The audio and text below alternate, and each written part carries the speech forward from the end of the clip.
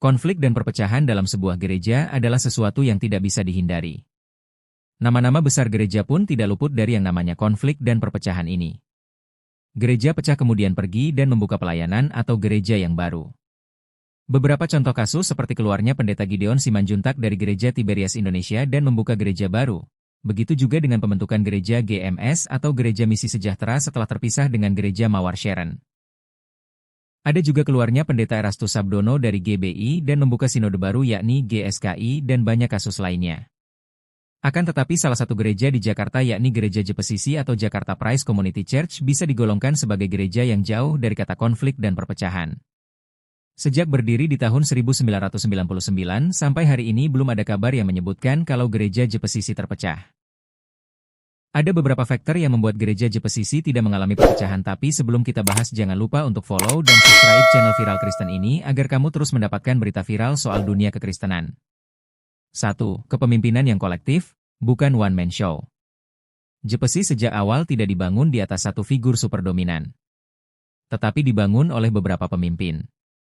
Sehingga dalam pengambilan keputusan strategis tidak sepenuhnya personal. Ini penting, karena banyak konflik gereja besar muncul saat visi ditentukan oleh kehendak satu orang sehingga dalam pelaksanaannya visi ini seringkali dipaksakan.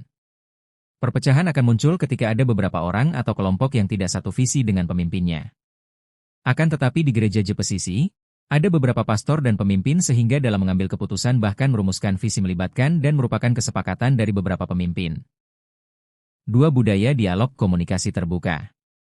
Di internal gereja Jepesisi, kritik tidak langsung dilabeli memberontak. Ketika ada yang memberikan kritik maka orang tersebut tidak diasingkan atau dicap pemberontak tetapi diajak untuk berdialog secara terbuka. Dalam dialog ini perbedaan pendapat dibicarakan, bukan dipendam. Sehingga jemaat didorong dewasa secara emosional dan rohani. Konflik mungkin ada, tapi diselesaikan di dalam, tidak bocor ke publik. Gereja menjadi pecah ketika kritik dan masukannya tidak diterima atau ditanggapi sehingga dia kecewa dan memilih untuk keluar dari gereja. 3. Fokus pada pemuridan, bukan sensasi. Gereja Jepesisi jarang terlibat polemik doktrin ekstrim atau membuat statement publik yang kontroversial yang menyerang gereja aliran lain, tetapi Jepesisi konsisten di pengajaran Alkitab yang praktis, kepemimpinan Kristen, kehidupan sehari-hari jemaat. Jepesisi tidak fokus mengurusi doktrin walaupun doktrin itu penting, tetapi bagaimana jemaat menerapkan firman dalam keseharian mereka. Gereja biasanya pecah karena perbedaan doktrin, dan Jepesisi sadar akan hal ini sehingga mereka tidak menekankan doktrinal. 4. Tidak berbasis keluarga dinasti. Banyak konflik gereja besar di Indonesia berakar dari suksesi keluarga, relasi mertua-menantu, anak pendeta versus majelis. Sedangkan di gereja Jepesisi bukan gereja keluarga, jadi suksesi lebih profesional, minim drama relasi darah. Tahun lalu pemimpin mereka yakni pendeta Jeffrey Rahmat memberikan puncak kepemimpinan gereja Jepesisi kepada pendeta Jose Carroll, yang tidak punya hubungan keluarga dengannya. Bahkan Jeffrey Rahmat menyerahkan kepemimpinannya di saat dia masih fit dan sehat. Artinya kepemimpinan di Jepesisi tidak berdasarkan keluarga dan inilah yang membuat gereja Jepesisi jauh dari konflik dan perpecahan antar pemimpin. 5. Manajemen modern, transparan. Gereja Jepesisi cukup kuat di struktur organisasi. Mereka punya standar SOP pelayanan dan pengelolaan keuangan (SDM) yang cukup baik.